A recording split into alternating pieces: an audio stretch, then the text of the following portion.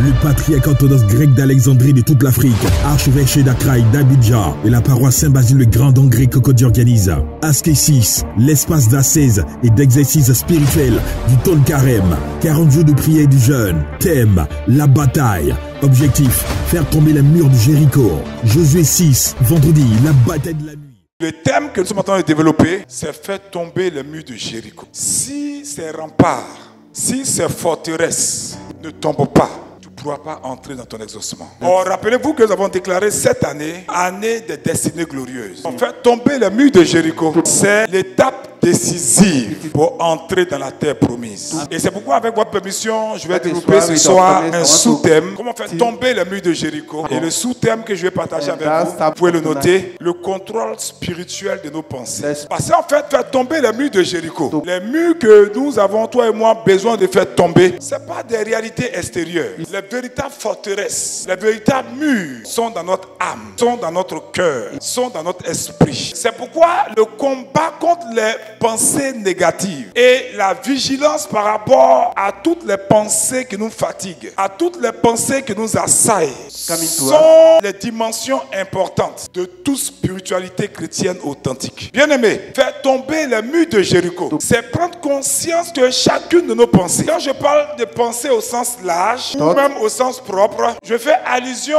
à chacune des représentations que nous faisons, à tout ce qui est en nous comme imagination, comme intention, comme manière de voir les choses. Parce qu'en réalité, c'est là que nous gagnons ou perdons le combat spirituel. Donc vous comprenez que chacune de nos pensées a, selon que la pensée est bonne ou mauvaise, chacune de nos pensées, selon que la pensée est positive ou négative, chacune de nos pensées aura une influence directe sur notre état intérieur. Cela est très très important. Et malheureusement, on ne se rend pas compte que souvent cette influence de nos pensées-là est inconsciente. Et c'est d'ailleurs ce qui donne naissance à la sorcellerie. Et ce qui nous empêche en fait d'avoir des bénédictions. Quelqu'un peut être là, au lieu d'avoir ses pensées calibrées sur la parole de Dieu, c'est de chercher avec les micmacs. Ah, telle chose là, moi je pense qu'en réalité c'est ça. Telle chose là. Et en fait, on n'est plus dirigé par la vérité de l'évangile. Ce n'est plus la pensée de l'évangile qui est notre standard. Mais aujourd'hui, il y a une espèce de chrétien qui est né, même dans l'église, les chrétiens politiciens. C'est pourquoi je demande toujours la grâce pour éviter ça. Quand je ne suis pas content de quelqu'un, je l'appelle, je lui dis. Surtout quand il s'agit de mes enfants. Cela est très très important. Parce qu'on ne se rend même pas compte qu'en fait, beaucoup dans l'église, nous sommes des sorciers. Parce que nos pensées vont toujours exercer une influence directe sur nos états intérieurs. Nos pensées vont toujours exercer une influence directe, même sur les personnes de notre entourage. Écoutez-moi très bien. Nos pensées influencent même les animaux. Nos pensées influencent même les plantes qui sont dans notre environnement. C'est pourquoi faisons attention. Faisons très très attention. Par ce thème que nous voulons développer, faire tomber les murs de Jéricho. Et par le sous-thème de ce soir, le contrôle spirituel de nos pensées. Nous allons prendre deux tests qui vont nous aider. Disons le premier test pour essayer de pénétrer cette réalité. 2 Corinthiens chapitre 10, versets 3 à 5. Pourquoi toujours nos prières se heurtent à un mur? Pourquoi est-ce que les gens ne se convertissent pas autour de nous? Pourquoi? Les sorciers, depuis qu'on intercède, ne se convertissent pas. Quelqu'un m'a dit il n'y a pas longtemps, et quand je jeûne, je prie même qu'on vienne coucher avec moi. Tout ça a à voir avec les pensées. Quelqu'un peut être dans ce ministère, et puis chaque fois, c'est toi on délivre. Même pas où il rentre. Pas nos pensées. Parce que nos pensées, c'est notre âme. Notre pensée, c'est notre esprit. Il dit, si nous marchons dans la chair, nous ne combattons pas selon la chair. Car les âmes avec lesquelles nous combattons ne sont pas charnelles, mais elles sont puissantes par la grâce de Dieu. Pour renverser le mur de Jéricho. Si vous voyez un peu. Il dit, nous renversons les raisonnements et toute hauteur qui s'élève contre la connaissance de Dieu. Et nous amenons toute pensée captive. Toute pensée captive à l'obéissance de Christ. Maintenant, il n'y a pas plus hypocrite que nous les chrétiens. À commencer par moi-même. Donc là, vous venez de voir la démonstration claire que le mur de Jéricho, la forteresse, ce sont nos pensées. Et Paul nous dit, ce sont les pensées dont on est captif. Et c'est quoi Salomon déjà avant Paul a dit. Proverbe chapitre 4 verset 23. Dit, garde ton cœur plus que toute autre chose, car de lui jaillissent les sources de la vie. Vous voyez que ces deux textes disent clairement que toutes sortes de victoires dans la vie spirituelle, c'est par le contrôle spirituel de nos pensées. C'est par la maîtrise qui s'acquiert, qui se cultive en conjuguant notre effort personnel pendant des moments comme des temps de carême et en conjuguant nos efforts personnelle avec la grâce de Dieu. Ce sont ces deux articulations qui peuvent faire que toi et moi, nous pouvons agir positivement. D'abord sur nous-mêmes, mais aussi sur tout ce qui nous entoure. Peuple d'ici et d'ailleurs, laissez-moi vous dire ce soir, c'est pas le contrôle spirituel de nos pensées que nous pouvons nous transformer nous-mêmes, que nous pouvons transformer notre environnement pour l'orienter dans la direction, dans le sens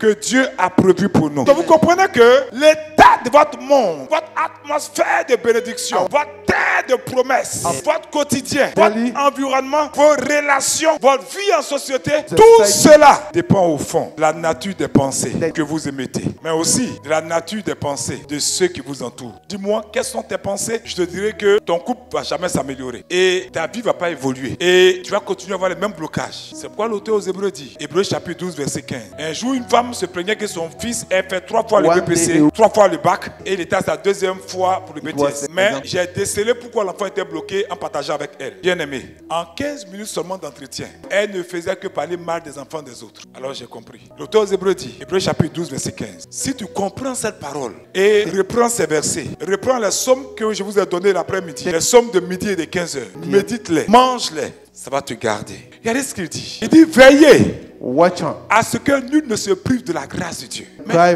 grâce de Dieu, là, c'est la guérison que tu cherches, le voyage, la bénédiction, la réussite. C'est tout ce que tu attends. Il dit de prendre garde à ce que personne ne soit privé de ce pourquoi il prie. Mais comment on doit le faire? Il dit à ce qu'aucune racine d'amertume, poussant des rejetons, ne produise du trouble. Sinon, ça va vous infecter. Si quelqu'un est ton ami, quand vous voyez, c'est pour prier, parler des choses de Dieu. Mais si c'est pour parler des choses inutiles, commence à changer tes amitiés. Donc, peuple de Dieu, si les bonnes pensées nous transforment, si les bonnes pensées transforment notre environnement, c'est parce qu'en réalité, les bonnes pensées, je parle des pensées qui sont fondées sur Christ. Parce qu'en réalité, ces bonnes pensées-là, vous ne pouvez pas les dissocier de la vraie foi. Quelqu'un qui a des bonnes pensées, c'est un bon chrétien. Il ne pense pas mal de quelqu'un. Il ne critique pas la femme de son ami, sachant qu'elle-même, elle est une femme. Il ne critique pas son collègue, sachant que lui-même, il travaille aussi. En fait, les pensées chrétiennes que nous avons, ou bien les pensées que nous devons avoir en tant que chrétiens, c'est quoi en réalité? C'est en réalité notre véritable style de vie chrétien. C'est pourquoi Salomon a dit, tel qu'un homme pense, tel il est. Dis-moi quelles sont tes pensées, je te dirai qui tu es. Donc les bonnes pensées vont toujours refléter nos vertus, les fruits de l'esprit, les dons du Saint-Esprit.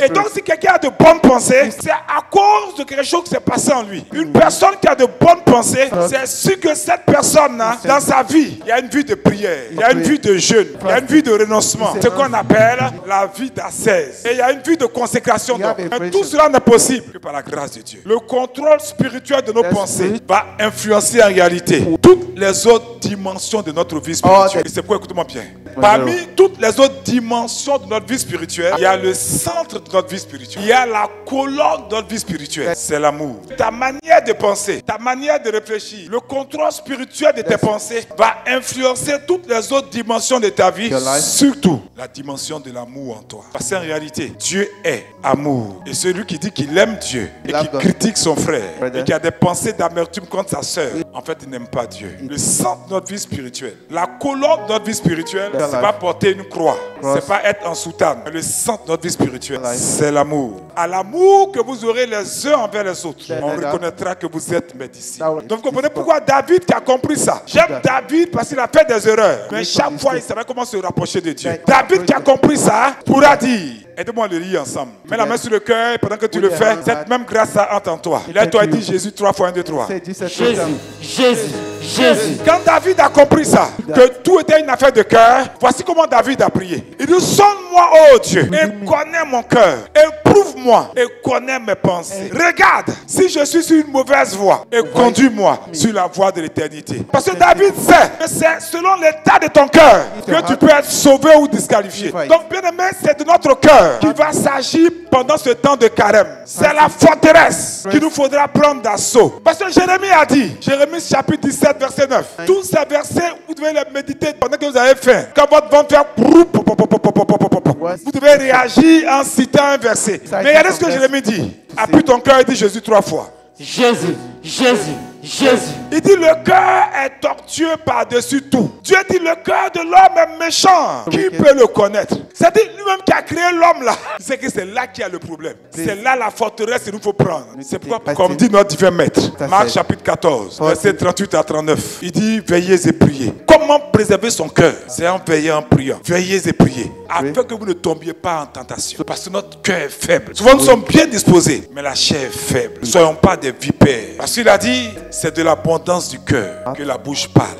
Mais souvent il y a des gens qui sont dangereux, hein. Leur bouche parle même pas. C'est que ça est dedans. Ça c'est le plus haut niveau de sorcellerie. Parce que moi que la bouche parle, c'est comme une eau qui se recycle. Mais une eau qui est pourrie, qui est sale, qui ne bouge pas. Ce sont des gens qui peuvent tuer. C'est pourquoi notre Seigneur dit encore pour terminer, Matthieu chapitre 15 verset 19, comprenez que c'est cette forteresse là. Il dit car c'est du cœur que viennent les mauvaises pensées, les meurtres, les adultères, les impuricités, les vols, les faux témoignages, les calomnies. Et il dit, Luc chapitre 6 verset 45, il dit l'homme bon dit de bonnes choses du bon trésor de son cœur. Donc, en réalité, les ossements que tu cherches, le trésor est déjà en toi. L'homme bon dit de bonnes choses du bon trésor de son cœur. Mais le méchant dit de mauvaises choses de son mauvais trésor. Car c'est de l'abondance du cœur que la bouche parle. Le patriarcat orthodoxe grec d'Alexandrie de toute l'Afrique, archevêché d'Accra, d'Abidjan et la paroisse Saint-Basile le Grand d'Hongrie Cocody organise Askesis, l'espace d'ascèse et d'exercice spirituel du Tol Carême. 40 jours de prière et du jeûne. Thème, la bataille. Objectif, faire tomber les murs de Jéricho. Josué 6, vendredi, la bataille de la nuit.